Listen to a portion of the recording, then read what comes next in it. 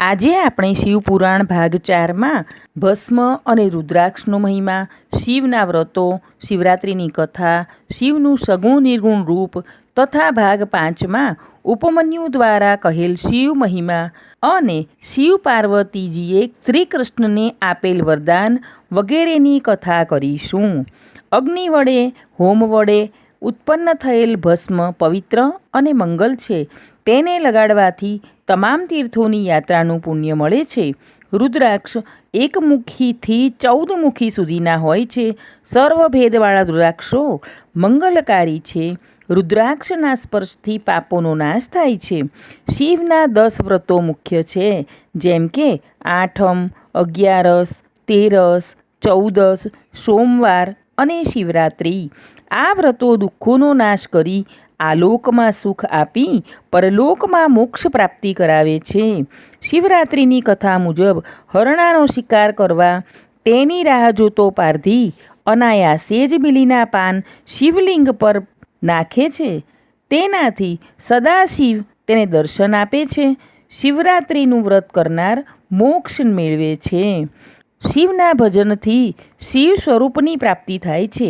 ભક્તિ 2 પ્રકારની છે, સગુણ અને નિર્ગુણ. સૃષ્ટિથી પૂર્વે, મધ્યમાં, અંતે અને શૂન્ય વખતે શિવ રહેવાના માટે તેમને સગુણ જાણવા અને શક્તિમાન હોવાથી સગુણ નિર્ગુણ એમ બંને પ્રકારે જાણવા.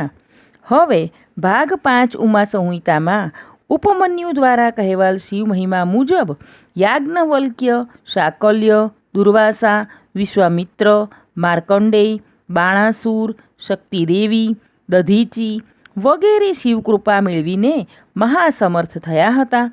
બૃહસ્પતિ, ગૌતમ મુનિ, શુક્રાચાર્ય, કણાદ વગેરે શિવભક્તિથી મહાસમર્થ ઈશ્વર સમાન બન્યા હતા. ઉપમન્યુએ પોતે પણ શિવજીના દર્શન કર્યા હતા.